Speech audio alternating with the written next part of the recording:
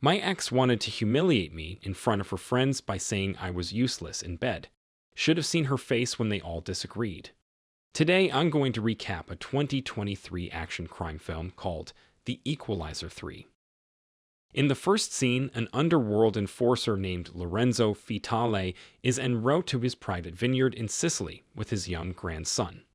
On arriving, he tells his grandson to remain in the car while he cautiously inspects the premises. He is aghast to find that many of his subordinates have met a violent end. Delving further into the basement, he discovers a former U.S. Marine and DIA agent Robert McCall under the threat of two of Lorenzo's guards. Lorenzo demands an explanation for Robert's presence, and Robert claims that Lorenzo has something he shouldn't.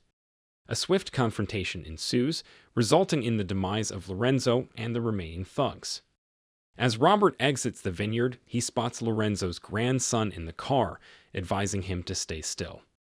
Yet, as Robert approaches his own vehicle, the child fires at Robert, wounding him, and then flees the scene.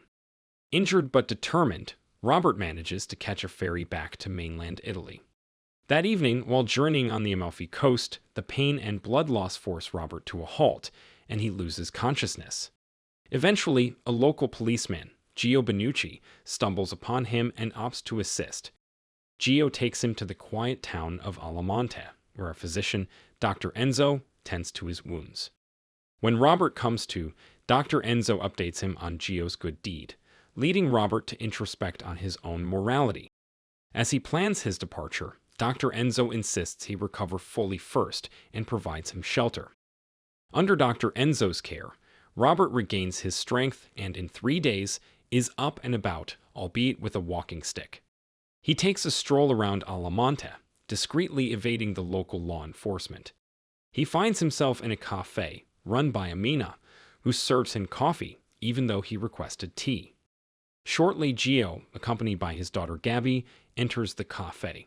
As Aminah keeps Gabby company, Gio discreetly returns Robert's car keys, mentioning he hasn't inspected his belongings and has parked Robert's car safely nearby for when he's ready.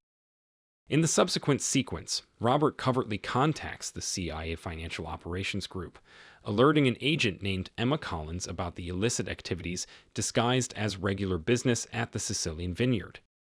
After sharing this intelligence, he deactivates the phone, while Emma disseminates the information amongst her CIA colleagues. For several days, Robert roams the streets of the town, gradually befriending its residents. During his explorations, he becomes aware of the Camorra, an Italian crime syndicate, which frequently extorts the townsfolk, demanding a portion of their income. One afternoon, Robert witnesses a local fishmonger, Angelo, being assaulted by Marco Quaranta, a prominent figure in the Camorra. Before departing, Marco warns Angelo of his return the subsequent week for collection. After the altercation, the mobsters proceed to a sizable structure where Vincent Quaranta, the Camorra's head and Marco's sibling, is attempting to oust the inhabitants. The gang's broader agenda is revealed. They aim to transform the town by erecting lavish hotels, leisure resorts, and gambling establishments. Inside one of the apartments, a senior man bound to a wheelchair defies the mob. In retaliation, they dangle him from a window, intending his demise. Concurrently, Robert and Enzo enjoy a leisurely supper together. Expressing his gratitude, Robert offers to assist Enzo with his daily chores. The next sunrise, he goes shopping at the market, specifically stopping by Angelo's stall. Angelo, displaying immense hospitality, declines any payment for the goods, indicating it's an honor to serve a friend of Enzo's. In another location, spurred by Robert's revelations, Emma and her CIA team descend on the vineyard. The investigation exposes an immense sum of money along with vast quantities of illicit drugs concealed within a storage space. Stunned that such operations eluded their notice, Emma and her associate, Frank Conroy, resolve to delve deeper. On a subsequent drizzly day, as Enzo tends to Robert's injury, Robert inquires why he didn't call for medical professionals or law enforcement upon discovering him. Enzo recalls Robert's earlier contemplation regarding his moral alignment, suggesting that Robert's uncertainty signified inherent goodness. As dusk sets the following day, Robert, with his belongings packed, prepares for his departure.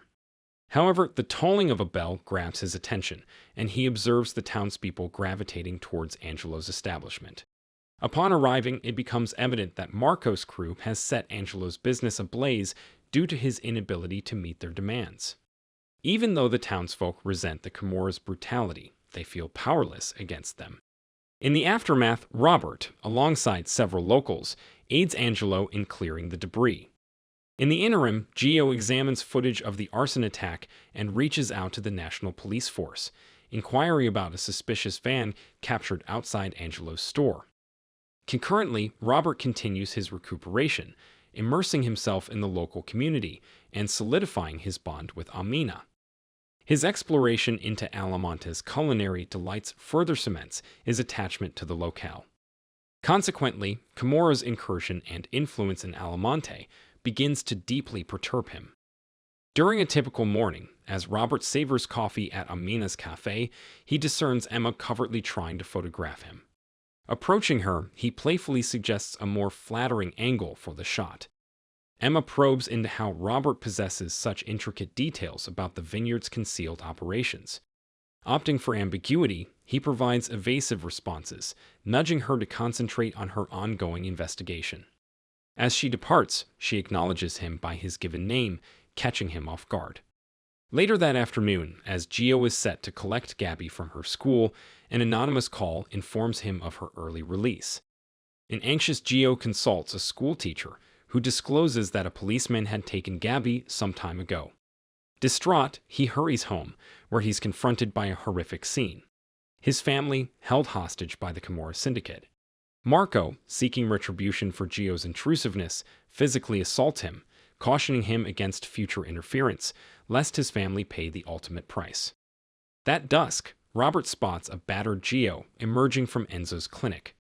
Intrigued, he seeks clarity on the occurrence. Enzo elaborates that such brutalities, courtesy of the Camorra, are unfortunately typical in various towns. He likens the Camorra's presence to a terminal ailment seemingly incurable. On the subsequent day at a local church, Robert and Emma have another encounter. Emma divulges that Lorenzo had been a top priority for Interpol for years, given the magnitude of his criminal empire. Puzzled over Robert's decision to tip her off anonymously, she seeks clarity on his motivations. Deflecting, Robert advises her to probe into why Sicily became a hotspot for these illicit undertakings. She vows to uncover the truth shortly and hopes that during their next rendezvous, her primary query would be addressed. That night, as Gio and his kin dine at a local eatery, their serene gathering is disrupted by Marco and his associates. Insisting on Gio's assistance in acquiring a vessel for their clandestine operations, they intrude upon the family meal. Robert, present at the same venue, intervenes, pleading with them to spare the innocent family. Reacting to Robert's intervention, Marco sternly warns him not to meddle in affairs that aren't his business. Remaining composed, Robert articulates his growing attachment to the town and its inhabitants. He then persuasively asks Marco to relocate his operations, cautioning him about the repercussions of remaining defiant. As Marco disregards the cautionary advice, Robert swiftly immobilizes him, causing Marco considerable pain. Robert then compels Marco to leave his firearm on the dining table and depart with his gang. Shortly after this confrontation, a fuming Marco, thirsting for vengeance, plots to re-enter the eatery with his goons and eliminate Robert. Before they can execute this plan, Robert commandeers a van, ramming it into a pair of Marco's associates. A fierce altercation ensues. At a climactic moment, Marco manages to corner Robert with a blade, threatening to end his life. However, displaying deft agility, Robert incapacitates Marco, thrusting the knife into Marco's throat, leading to his demise. The next day, Frank relays information to Emma from Rome concerning a recent railway station explosion. They deduce that the money unearthed at the vineyard is linked to a parallel act of terror. Emma concludes that the Camorra is financially backing acts of terrorism using profits from drug smuggling into Sicily. Moreover, she theorizes that Naples is the primary conduit for these narcotics shipments and suspects another group's participation in Naples.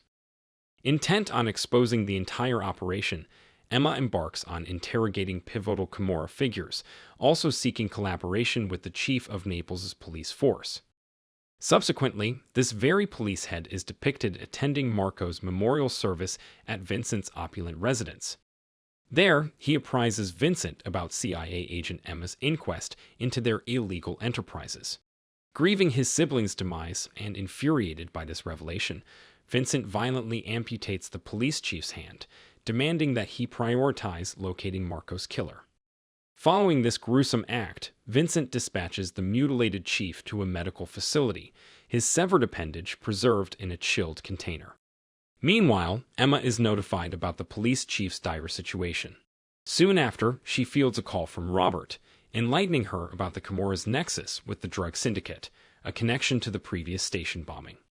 This crucial communication from Robert inadvertently spares Emma from a concealed explosive device rigged to her vehicle by Vincent. In the explosive aftermath, an injured Emma is expedited to a hospital. There, she encounters Frank, briefing him on the Camorra's activities. Grasping the gravity of the situation, Frank vows to oversee the remainder of the operation. In the twilight hours, Vincent seizes Gio and his family, coercing them into a perilous position. He issues a chilling ultimatum. He'll execute the family in public view unless the perpetrator responsible for his siblings' death is identified. As Vincent grows impatient and takes a shot, grazing Gio's ear, Robert steps forward, unveiling his identity and urging Vincent to release the hostages. He proclaims his readiness to be apprehended and brutalized, albeit away from the watchful eyes of the town.